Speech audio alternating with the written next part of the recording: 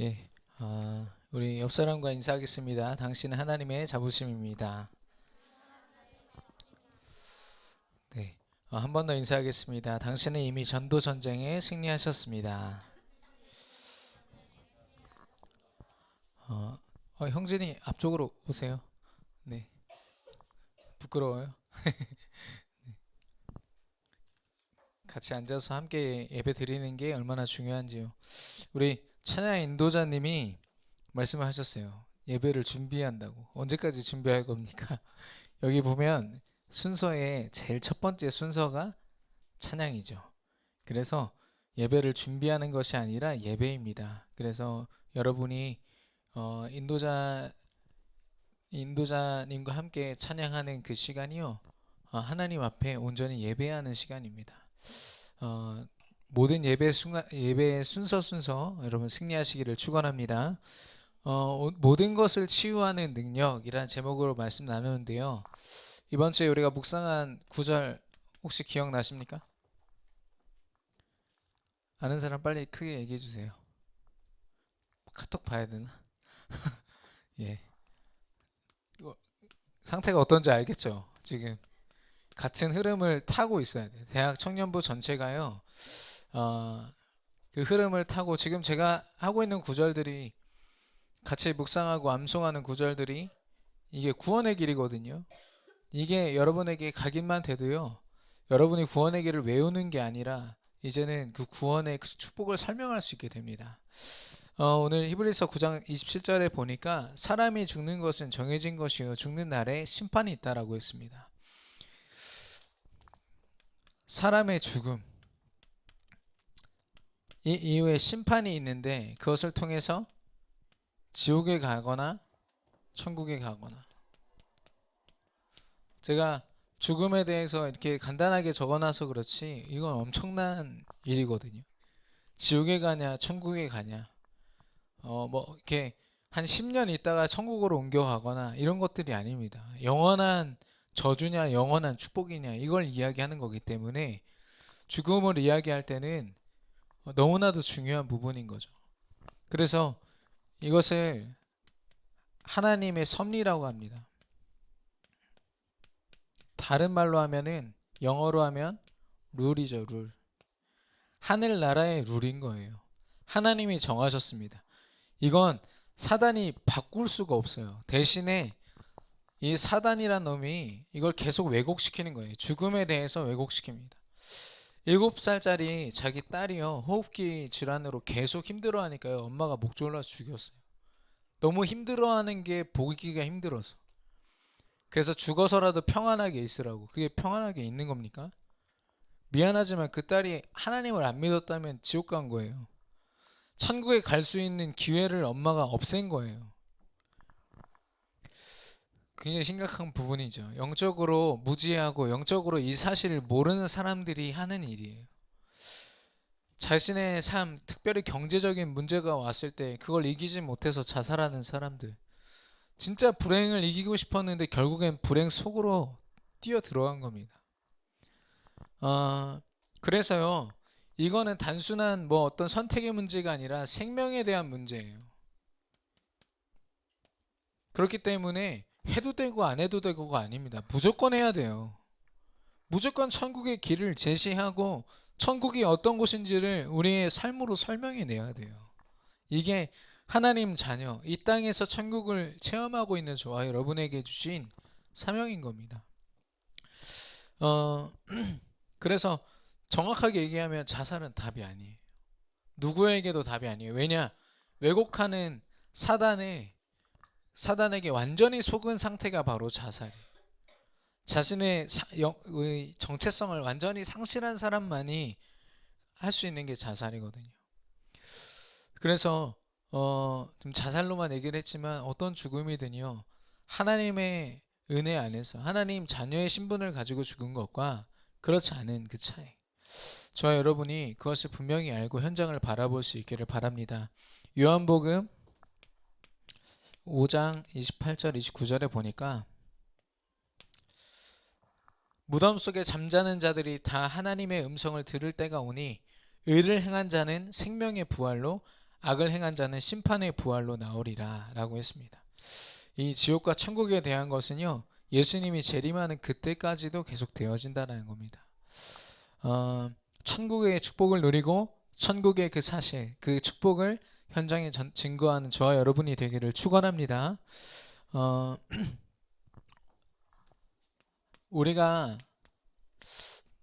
지난 세 번의 강단의 말씀을 통해서 복음의 능력으로 낙심자를 살려라, 복음의 능력으로 어린 양을 먹이라, 복음의 능력으로 병든 자를 치유하라 라고 했습니다.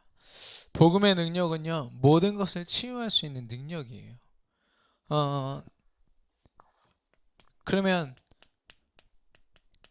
어떤 치유일까요? 바로 에덴 동산의 모습이에요.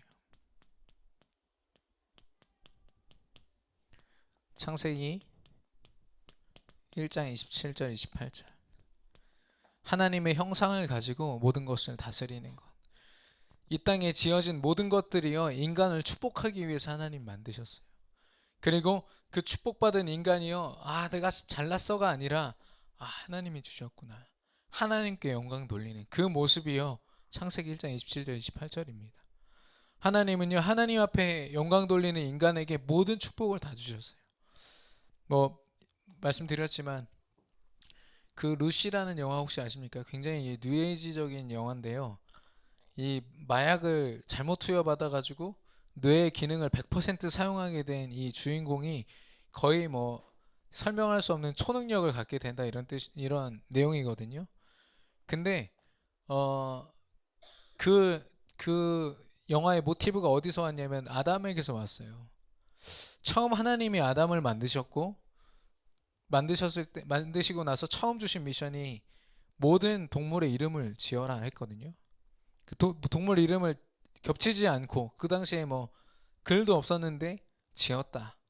그게 만약 가능했다라면, 지금 수억 마리의 이런 동물들 이름을 다 지었다라면 IQ가 한 2만 정도 됐을 거다, 이렇게 지금 학자들이 보고 있거든요. 예. 그래서 이 뇌 기능이 아인슈타인은 몇 퍼센트를 써서 지금 세계 최고, 역대 최고잖아요. 근데 뇌 기능을 100% 썼을 때는 아마 엄청난 힘을 소유했을 거다, 이런 얘기를 합니다. 어쨌든요, 그런 축복을 다 가지고 있었어요. 다 가지고 있었는데 이걸 빼앗김으로 말미암아 치유가 필요한 상태가 돼버린 겁니다. 우리가 회복하고자 하는 건 이거예요. 하나님이 우리에게 복음을 주신 이유도 이거예요. 이걸 회복하려고. 저와 여러분이 육신적으로 잘 되고, 이건 둘째 문제입니다. 잘 되고 안 되고는 하나님의 계획 속에 있고 하나님이 하실 거지만, 우리가 분명히 회복해야 되는 건 이거예요. 늘 점검해야 되는 것도 이거고요. 그래서 하나님은 제일 먼저 영적 치유를 말씀하십니다. 영적 치유를 말씀하십니다. 예수 그리스도를 만남. 예수님이 3년 공생애 동안 병든 현장을 찾아가셨어요. 직접 예수님을 만난 모든 사람이 그 치유를 받았습니다. 지금도 마찬가지입니다. 어떠한 사람들도요, 어떠한 사람일지라도 예수 그리스도로 만나지 않으면 치유받을 수 없습니다. 왜냐? 영적으로 치유되지 않기 때문에. 세상에 어떤 방법으로도 치유할 수 없는 것을 그리스도는 치유할 수 있거든요. 왜냐? 참된 치유는 이 치유가 되어야 되는데, 하나님 자녀, 하나님 형상이 회복되어야 되는데 그리스도가 아니면 그 일을 할 수가 없습니다. 그래서 그리스도를 만남으로 하나님 자녀가 되었다. 인생의 그 운명과 모든 것들이 완전히 바뀌는 상태가 되어버린 거예요. 이제는 이 축복이 아니면 살 수 없는 사람.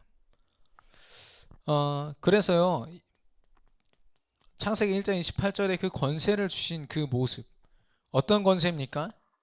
뭘 할 수 있는 권세가 아니라 그 권능을 가지신 하나님께서 나와 함께 하시는 거예요. 그리고 예수 그리스도의 삼중직, 왕과 제사장과 선지자의 권세가 내게 임하여 있는 겁니다. 사람들이요, 계속 오해를 해요. 믿음을 가진 하나님 자녀가 있는데 하나님은 다른 곳에 계신 거야. 그래서 내가 기도하고 예배하면 하나님이 거기에서 힘을 나한테 이렇게 뿜뿜 주시는 거죠. 그 힘을 가지고 좀 승리하다가 또 이게 딱 뭔가 힘이 또 떨어진 것 같으면 또 구하고. 그래서 사람들이 죽어라 기도하는 거예요. 방언을 하든지 뭘 하든지 어떤 특이한 방법을 써서라도 이 하나님의 능력을 좀 힘입어 보겠다고. 근데 굉장히 큰 오류예요. 굉장히 큰 사단의 방해입니다. 하나님이 우리 안에 계신 거예요. 이 사람 안에 살아서 역사하셔서 내가 왕과 제사장과 선지자의 권세를 쓰는 것이 아니라 내 안에 그리스도가 계시니까, 그 권세를 가지신 그리스도가 계시니까 나의 믿음 가운데 그 일을 행하시는 겁니다. 하나님이요. 그러니까 성령 내 주라는 말, 내 안에 역사하신다는 말은요 굉장히 중요한 겁니다. 그래서 제가 이제 지금 사역하고 있는 친구들한테 주변에 혹시 기독교 잘 믿는 사람이 있으면은 하나님 어디 계시냐고 물어봐라 그랬더니 기독교 동아리 회장이 있었대요. 예. 그래서 기독교 동아리 회장 하는 애한테 물어봤더니 하나님이 교회에 계시다고 했대요. 되게 중요하게 성경 구절까지 되면서 하나님이 교회에 계시다고. 그래서 난 교회를 매일 간다고 얘기를 했대요. 우리 랩런트가 그 친구는 자기 안에 계신 하나님을 모르는 것 같아요. 이렇게 얘기하더라고요. 그게 맞다 했습니다. 그래서 참된 치유, 영적인 치유는 내 안에 계신 하나님을 확인하는 거예요. 함께 하시는 하나님을 확인하고 그리스도의 삼중직으로 내게 역사하심을 확인하는 겁니다. 두 번째는요, 마음, 생각, 정신적 치유입니다. 이 마음, 정신을 치유한다는 말은 뭐냐면 쉽게 말하면 각인, 뿌리, 체질을 바꾸는 거예요. 왜 각인, 뿌리, 체질을 바꿔야 될까요? 많은 사람들이 각인, 뿌리, 체질 바꾸자고 하니까 내 습관을 생각하거든요. 내 습관을 뭐 어떻게든 바꾸고 뭐를 끊고 내가 중독되어 있는 것을 끊고 세상에서도 이 도전을 하고 있거든요. 많은 사람들이요 약물로 치유해 보려고 해요. 그리고 여러 가지 프로그램을 동원합니다. 근데 이게 답이 아니라는 결론은 벌써부터 났어요. 예. 벌써부터 났어요. 마약 중독이나 이런 알코올 중독이라든지 이게 재범률이 3,400%거든요. 예, 한번 거기 중독된 사람은 빠져나올 수가 없습니다. 예. 그래서 둘 중에 하나예요. 사단에게 완전 사로잡혀서 어떤 종교에 빠지거나 아니면 복음으로 치유되는 거, 이거밖에 없습니다. 근데 사단에게 빠지면 그건 치유가 아니죠. 영적으로 더 병들게 되는 모습인 겁니다. 그래서 여러분 알고 있는 뭐 김구라, 차태현, 뭐 이경규나 정영돈, 기안84 이런 사람들 다 이제는 자기가 공황장애다 이렇게 들고 나왔잖아요. 공황장애가 갑자기 공포에 사로잡히는 거예요. 근데 이게 어느 정도로 두려워지냐, 막 발작을 일으킬 정도로. 근데 그런 연예인들이 자기의 그런 상태들을요 이제 서스름 없이 이제 꺼내기 시작했고 그걸 공감하고 있고요. 댓글 보시면 저도 그래요, 저도 그래요. 어떤 사람이 그러더라고요. 많은 사람들이 이걸 다 경험하고 있기 때문에 이건 사회적인 문제다. 사회 구조적인 문제이기 때문에 사실 이건 개인의 문제가 아니다. 이렇게 얘기를 하는 거예요. 이걸 모르는 거죠. 사단이 만들어 놓은 시스템을 전혀 이해하지 못한 이상한 학자의 이야기인 겁니다.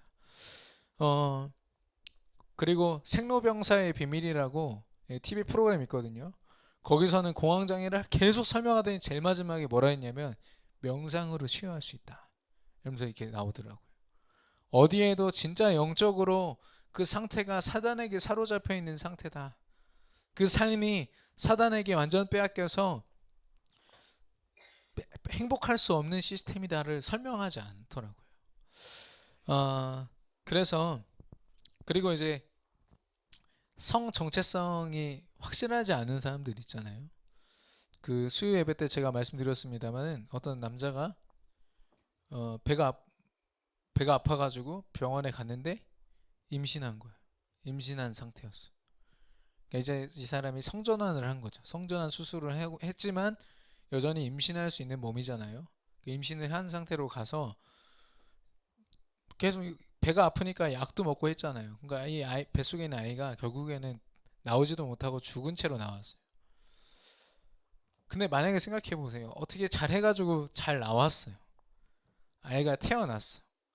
그럼 문제가 없을까요?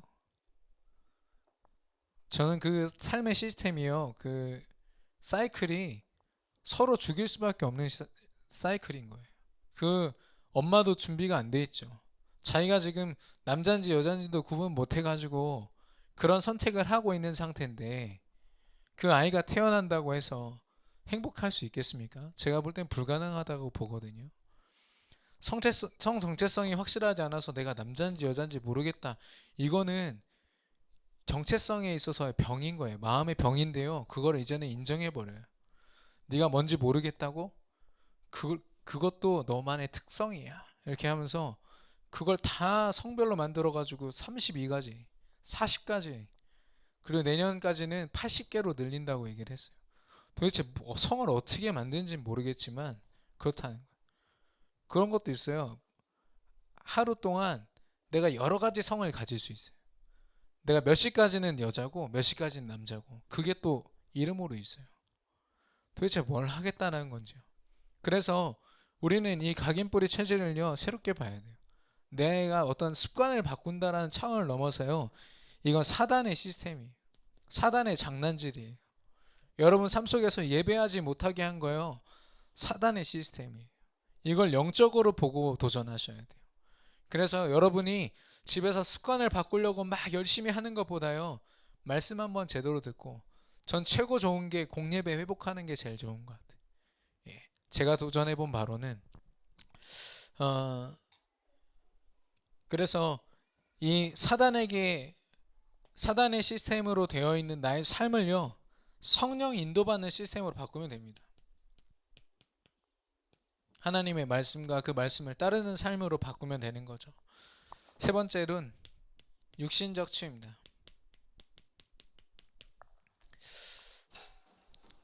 육신적인 치유를 다른 말로 좀 바꾸면은 눈에 보이는 문제예요. 뭐 몸에 병이 왔거나 어떤 내가 해결할 수 없는 어떤 눈에 보이는 문제들, 그리고 경제적인 문제, 이런 것들이 다 사실 육신적인 문제입니다. 근데 이걸 바라보는 눈이 내가 이걸 해야 돼, 저걸 해야 돼가 아니라 생각을 바꿔야 돼요. 생각을 전환하셔야 됩니다. 하나님 계획이 뭘까? 내가 이렇게 하나님 자녀고 축복 받았는데 왜 내가 가난하지? 왜 내가 이런 문제를 당했지? 왜 내게 이런 인간 관계에 있어서의 문제를 주실까? 하나님은 하나님이 우리에게 감당할 만한 시험을 주신다고 했거든요. 왜 그걸 감당케 하시냐면 벌 주기 위한 게 아니에요. 우리에게 재앙을 주기 위한 게 아니라 하나님의 뜻을 위해서. 그래서 제자들이 묻잖아요. 이 사람이 소경된 게 왜 소경이 됐습니까? 누구의 책임입니까? 물어보니까 예수님이 그러시잖아요. 누구의 책임도 아니다. 하나님의 뜻을 나타내려 하십니다. 라고 했거든요. 그래서 우리에게 눈에 보이는 문제에 어떤 체감되는 어떤 문제가 오잖아요. 그 기도하셔야 돼요. 하나님 뜻이 뭡니까?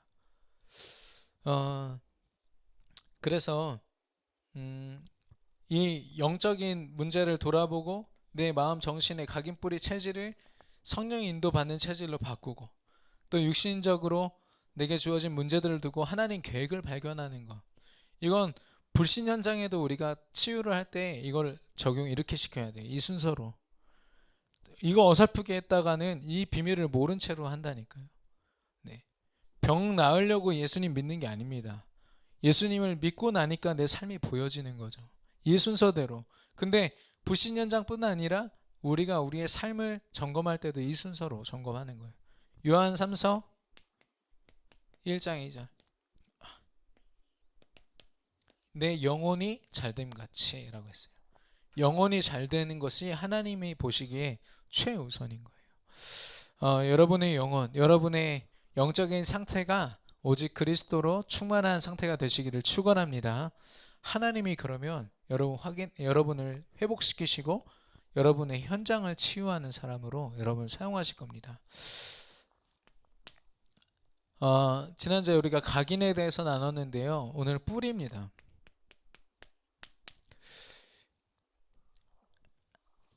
예수가 그리스도 되신 그 언약, 우리가 날마다 이것을 각인시킬 때, 또 반복하여서 우리가 이 말씀 앞으로 나아갈 때, 하나님은 하나님 나라의 축복으로 우리의 삶이 깊이 뿌리 내리도록 하시거든요. 나무가 크고 열매가 크려면 어쩔 수 없습니다. 무조건 뿌리가 깊어야 돼요. 뿌리가 깊고 깊이 내리고 뿌리가 튼튼할수록 그 줄기와 열매가 강한 것처럼, 저와 여러분이 하나님 나라의 자녀로, 백성으로 우리가 승리하려면, 우리의 삶이 진짜 튼튼하게 굳건하게 하나님 앞에 서려면 뿌리가 깊어야 되는 거죠. 그래서 이 뿌리는 내린 만큼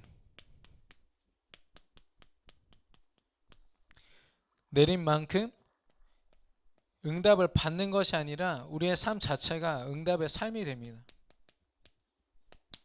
나는 그냥 평범하게 살아가요. 근데 나의 영적인 상태가 깊이 하나님께 뿌리를 내리고 있으니까요, 좋은 선한 영향력을 공급받고 있으니까 다 치유되어지고 다 되어지는 응답, 그 속에 나도 모르게 있게 되는 거예요. 그래서 이 응답을 누리는 사람은요, 무조건 하나님이 왕 앞에 세우셨어요. 렘넌트 7명의 삶을 보십시오. 그들이 잘나서가 아니라 실력을 갖춰서가 아니에요. 하나님이 그들에게 이 언약을 허락하시고 하나님 나라의 축복을 조금 맛보니까요, 전부 다 왕을 상대하는 자가 됐어요. 우리가 왕을 상대하는 건 대통령을 만난다는 얘기가 아니라요, 우리에게 주신 대상에 제한이 없는 겁니다. 아무리 뭐 대통령이 와도, 또 어떤 대단한 사람이 와도요, 여러분에게 들을 것은 예수 그리스도가 당신에게 답이 되어야 된다, 이겁니다.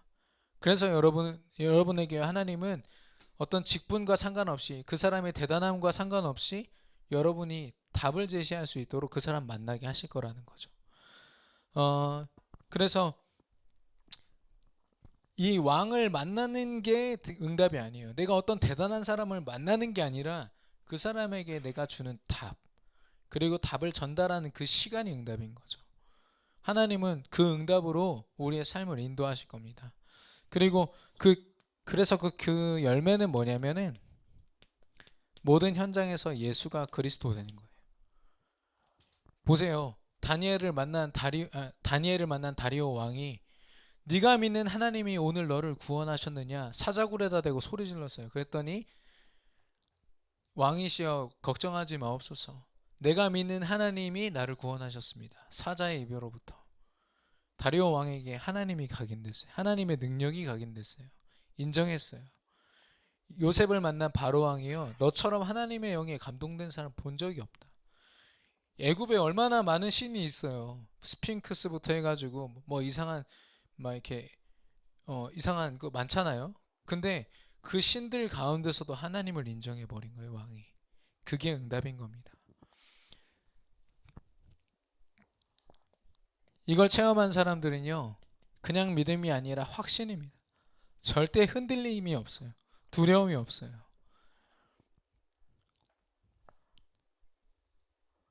그렇기 때문에 이 확신을 가진 사람은 이제 알아요. 내게 주어진 모든 시간, 내게 주어진 문제까지도 세계 복음화를 위한 도구다라는 걸 알아요. 그 문제가 오면은 해서 낙심하는 것이 아니라, 하나님 계획 뭡니까? 이걸 어떻게 도구로 쓰셔서 나를 쓰실 겁니까? 여기에 집중하는 거죠. 요셉과 다윗과 모든 렘넌트들 보면, 또 믿음의 우리 선배들을 보면요, 그렇게 승리하고 계세요. 지금도 우리 귀한 장로님들 중에는 삶 속에서 늘 누리시는 게 아니에요. 주어지는 자녀 문제, 여러 가지 문제들이 있는데, 그 문제들 속에서 이 확신을 가지고 하나님 계획 발견하면서 승리하시는 분들이 계십니다. 여러분도 아마 이 체험 하셨을 거예요. 제대로 그리스도께 뿌리 내리고 하나님 나라에 뿌리를 깊이 내리면요, 어떠한 문제도 문제되지 않습니다. 분명히 문제고 모두가 문제라고 하는데 내게 문제가 안 되는 거예요. 이거는 삶에 있어서 굉장한 응답인 것 같아요. 사람들은 이 문제 때문에 다 무너지거든요. 문제가 삶인 줄 알고, 근데 문제는요 과정이고, 문제는 축복의 발판입니다. 하나님 자녀에게만 주신 축복이에요. 이스라엘 백성들을 볼까요? 보면은 하나님이 440년 동안 노예 생활하는 곳에서 출애굽을 시켰어요. 엄청난 응답이죠. 문제에서 해결된 것 같죠. 근데 이스라엘 백성들은 그 축복이 얼마나 큰 것인지를 몰랐던 거예요. 그러니까 출애굽이 되고 안 되고가 중요한 것이 아니라 출애굽을 통해서 하나님이 광야에서 이 하나님의 백성들을 움직이시고 인도하시는 게 제일 중요한 거거든요. 430년 동안 애굽에서 살았지만 노예 생활한 거예요. 완전히 사단에게 사로잡혀 있다가 해방되었어요. 근데 해방된 게 중요한 게 아니라 이제 하나님의 인도를 받게 되었다가 중요한 거예요. 근데 출애굽이 전부인 줄 알고 출애굽하고 나니까 광야 생활하고 너무 힘들거든요. 그러니까 맨날 하나님 욕하고 나 애굽으로 돌아가고 싶다 이런 얘기 하잖아요. 그러니까 지금 문제를 문제로 보지 말라고 그 응답을 주셨는데 문제가 그냥 문제로 다 보이는 거예요.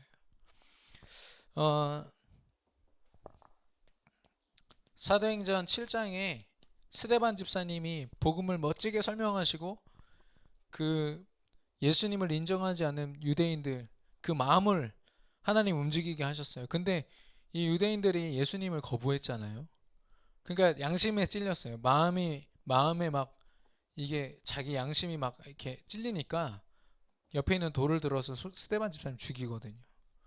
엄청난 환란입니다. 문제죠. 근데 그걸 통해서 초대교회 성도들이 쫙 흩어져요. 언제 자기 돌 맞아 죽을지 모르거든. 그래서 전역으로 이제 유대인 안에 있던 사람들이 다 전역으로 흩어지는데 사도행전 8장에 보니까 빌립이란 사람은 사마리아로 가가지고 거기에 있는 한 마을에서 하나님이 가르쳐 주신 사도행전 1장 1절 그리스도, 3절 하나님 나라, 8절 성령 충만, 그거를 깊이 누린 거예요. 누리면서 복음 딱 전했는데요, 사도행전 8장 8절에 보면 그 성에 기쁨이 임했다고 했습니다. 그 성이 크게 기뻐하더라 라고 했습니다. 예. 그리고 사도행전 11장에 안디옥 교회가 세워져서 이때부터 본격적인 선교가 시작이 돼요. 그동안은 우리가 선택받은 백성이야 그래서 맨날 유대 안에서만 놀던 사람들이요, 이 스데반의 핍박으로 말미암아 전 세계를 품게 되는 거예요. 그래서 문제가 아니죠. 그 다음은 바울입니다. 바울은요 엄청난 사람이에요. 그냥 그 스펙만으로도 평생 동안 자기가 어려움 없이 살 수 있는 사람이에요. 어디 가도 대접받을 수 있고 어디 가도 추앙받을 수 있는 사람이었어요. 근데요 스스로가 이 가이사한테 항소를 하면서 죄인이 됩니다. 계속 결박당하고 가는 곳마다 감옥에 갇혀가지고 편지 쓴 게 성경에 있는 서신서들이잖아요. 근데요 이 바울은 자기가 엘리트인 게 중요한 게 아니고 또 죄인 된 것도 문제가 아니었어요. 왜냐? 하나님 명령하셨거든요. 너 가이사 앞에 서야 할 거야. 그리고 로마도 보아야 하리라. 로마에서도 증거해야 하리라. 하나님이 말씀 주셨거든요. 바울이 이걸 붙잡으니까요 어떤 것도 문제가 안 돼요. 풍랑 왔을 때도 거기 배 탄 사람들한테 그랬어요. 나 가이사 만나야 되기 때문에 니네 아무도 죽을 수가 없어. 그러니까 안심해. 이건 엄청난 확신인 거죠. 그래서 문제를 당한 사람은요 문제가 아닌 걸 알고 어떻게 되느냐, 오히려 문제를 당하면 기도가 바뀌어요. 하나님이 원하시는 기도를 하게 됩니다. 하나님 원하시는 기도가 뭡니까? 하나님 계획이 무엇입니까? 하나님이 말씀하신 대로, 하나님이 이루어 가시는 대로 내가 순종하겠습니다. 이게 하나님 가장 원하시는 기도거든요. 처음에는 이 문제가 어렵고 문제가 도대체 왜 내게 온 건지 이거에 대해서 우리가 질문할 수 있는데, 나중에는요 제대로 보는 사람은 하나님의 계획을 따라서 감사하는 기도를 하게 됩니다. 그래서 이 기도가 회복된 사람에게 주어진 축복이 뭐냐면은 터닝 포인트예요. 그 문제가 오히려 하나님의 계획을 더 선명하게 바라보는 기회가 됩니다. 여러분이 하나님 나라의 그 축복을 여러분 삶 속에 깊이 뿌리 내림으로 어떠한 문제도 문제되지 않는 축복을 누리시기를 축원합니다. 결론입니다.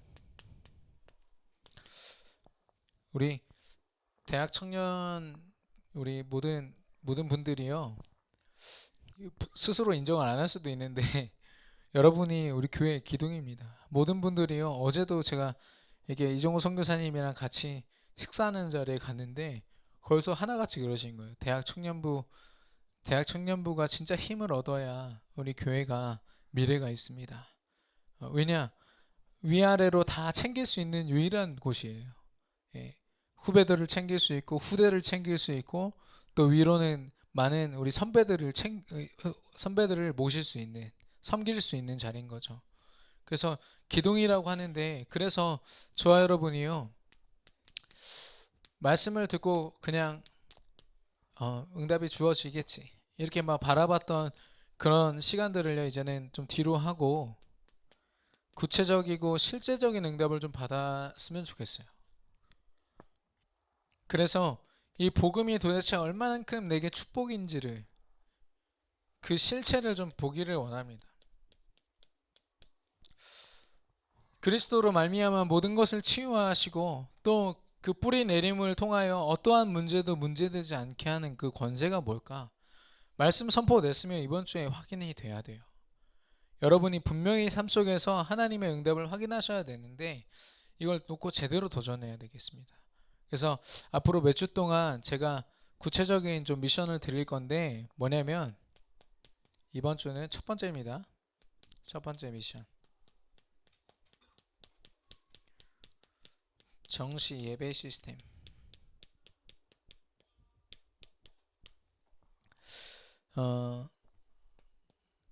정시 예배 시스템을 그동안 계속 만들어라, 정시 예배 해라, 처소를 만들어라 이런 얘기를 했지만 많은 분들이 도전 안 해요. 왜 그러냐면 왜 해야 되는지를 몰라요.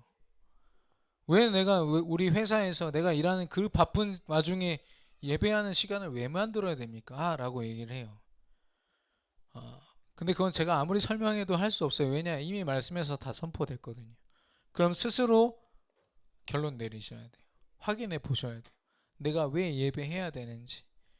그래서 그 이유를 여러분이 확인해 보시기를 바라고, 그리고 그러면은 그 시간 동안 내가 무엇을 해야 될까? 어떻게 해야 될까? 이건 이제 방법적인 건데요. 이 부분은 제가 얼마든지 도와드릴 수 있습니다. 그리고 되도록이면 나만의 방법을 빨리 찾아서 흔들리지 않는 걸 발견하셔야 돼요. 어떤 분이 그러더라고요. 이렇게 상황이 좀 바빠지면 못하고, 내가 조금 아프면 못하고, 좀 이러면 못하고, 저 사람이 방해하면 못하고. 그거는 사실 시스템이 아니에요. 언제든지 바뀔 수 있는 건 시스템이 아닙니다. 그냥 하는 거지. 시스템을 만들라는 말은 절대 흔들리지 않는 거예요. 그리고 그러려면 내가 그러면 어디서 해야 될 것인가? 언제 해야 될 것인가?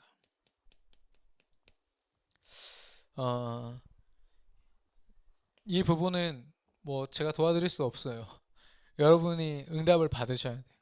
여러분의 현장에서 내가 어떤 타이밍에 어디서 어떻게 하겠다.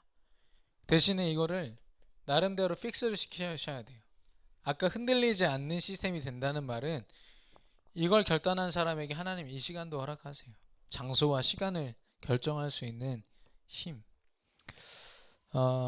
그래서 삼원을 하고 또 암송하는 구절 있잖아요. 그것도 여러분 삼원 속에 계속 미션으로 가지시되 이번 주에 같이 이걸 좀 도전해야겠습니다. 우리 대학생들은 이제 기말고사 하고서 이제 조금 있으면 다 끝나잖아요. 끝나기 전에 여러분의 학교에서 또 현장에서 제대로 픽스했으면 좋겠고, 저는 좀 여러 가지 방법을 마련했으면 좋겠어요. 왜냐면 당장 내가 바빠지면 할 수 없잖아요. 사모늘 기도 수업 꽉 채우는 거 어떻게 합니까? 평소에는 그거 좋아하는데 좀 바빠지면 그거 못 하는 거예요. 그것 때문에 또 낙심하고. 저는 기도첩에 단 세 줄만 세 줄이든 한 줄이든 내가 묵상하고 붙들고 있는 그 말씀이요 내게 역사하거든요. 그것만 되면 돼요. 어떤 분은요, 제가 알려드렸어요. 그 강단 메시지 뒤에 보면 담임 목사님이 기도하신 제목이 있죠. 그거 오려가지고 크게 프린트해가지고 붙여놓고 계속 읽으시라고. 그분 머릿속에 삶 속에는 강단 메시지가 흘러갑니다. 계속. 그게 보여지거든요. 삶이 바뀌는 게 보이거든요. 아, 이게 능력이구나. 우리가 삶 속에서 구체적으로 실제적으로 그리스도를 실제로 체험하기를 원합니다. 어, 이 미션이라는 게 참 주어질 때마다 좀 힘 빠지기는 하는데 한번 도전해 보세요. 하나님이 어떻게 역사하시는지. 제가 실제로 적용시킨 모든 곳에는 실제로 응답이 있었습니다. 여러분도 그 응답의 현장에 있기를 축원합니다. 우리 주신 말씀 붙잡고 잠시 기도하겠습니다. 하나님 아버지 감사합니다. 하나님께서 우리에게 그리스도 그 이름 부활의 능력으로 치유를